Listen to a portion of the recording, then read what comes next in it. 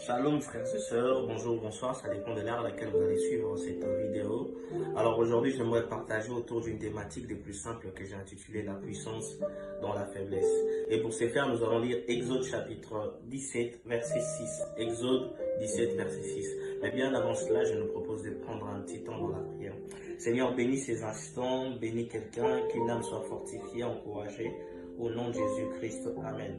Exode chapitre 17, verset 6. Nous sommes ici, nous connaissons tous bien cette histoire. Israël va sortir de l'Égypte et Dieu va demander à Moïse de conduire son peuple dans le désert. En plein désert, ils arrivent dans des conditions un peu extrêmes. Il fait très chaud. Ils avaient besoin de boire de l'eau. Et là, présentement, on est dans un désert. Il n'y a pas de source d'eau.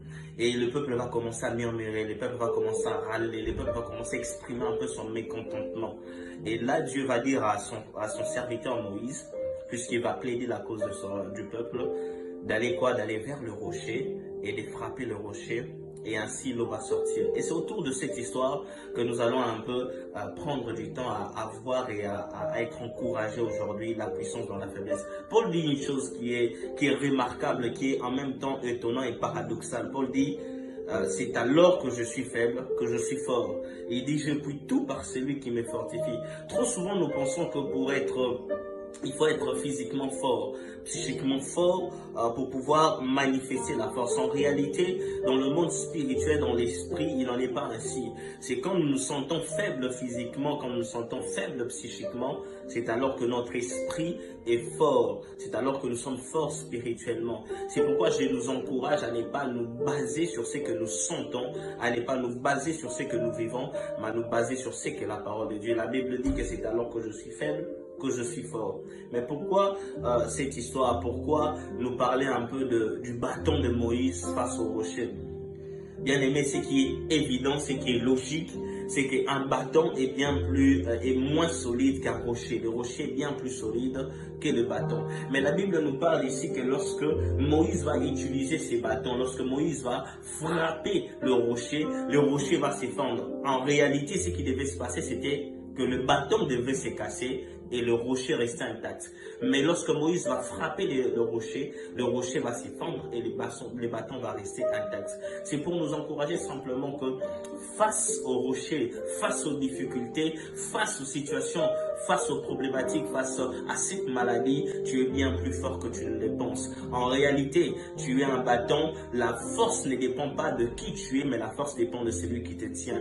Le bâton est fragile. C'est vrai que le rocher peut détruire le bâton, mais ça dépendait des mains de qui le bâton était. Les bâtons étaient dans les mains de Moïse. Et nous sommes dans les mains de Dieu. Et lorsque nous sommes dans les mains de Dieu, nos faiblesses partent pour laisser la place à la puissance de Dieu. Lorsque tu es dans les mains de Dieu, c'est ça toute la différence. Il est question de main aujourd'hui. Un ballon de basket dans mes mains ne vaut pas grand chose. Mais mettez-les dans les mains de King James, vous verrez qu'il en faut des millions. Ça dépend simplement de main. Tu es dans les mains de ton Dieu, alors n'aie pas peur. C'est que tu penses être difficile, c'est que tu penses que ça peut te détruire. En réalité, ça ne te détruira pas. Le rocher peut être détruit par toi parce que tu es tenu dans les mains de Dieu. Et la Bible nous parle même de la belle histoire ou du bel exemple de notre Seigneur Jésus-Christ. Vous savez que Christ Jésus a vaincu parce qu'il était faible. À la croix, Jésus n'était pas fort, il était faible. Mais c'est dans sa faiblesse, entre les mains de Dieu, qu'il a pu réussir, qu'il a pu détruire les autorités, les dominations et les principautés.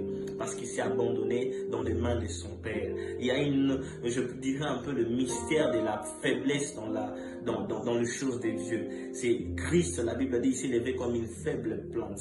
C'est lorsqu'il était faible qu'il a accompli des grandes choses. On parle de cette histoire dans la barque, il venait de dormir. Il dormait, il venait à peine de se réveiller, mais en se réveillant, il a pu faire taire et menacer les vents et les tempêtes. Je disais que dans ta faiblesse, tu peux accomplir beaucoup de choses. Que ta faiblesse ne te trompe pas, que ta faiblesse ne puisse pas prendre le dessus sur toi.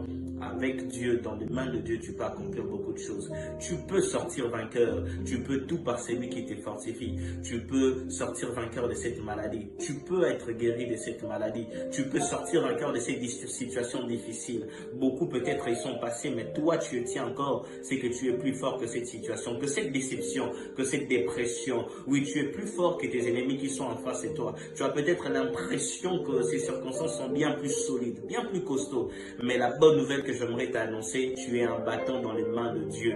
Et le bâton dans les mains de Dieu fait toujours la différence. Parce que ce n'est pas le rocher qui a brisé le bâton, mais c'est plutôt le bâton dans les mains de Moïse qui a brisé le rocher. Que Dieu vous bénisse abondamment. À très bientôt.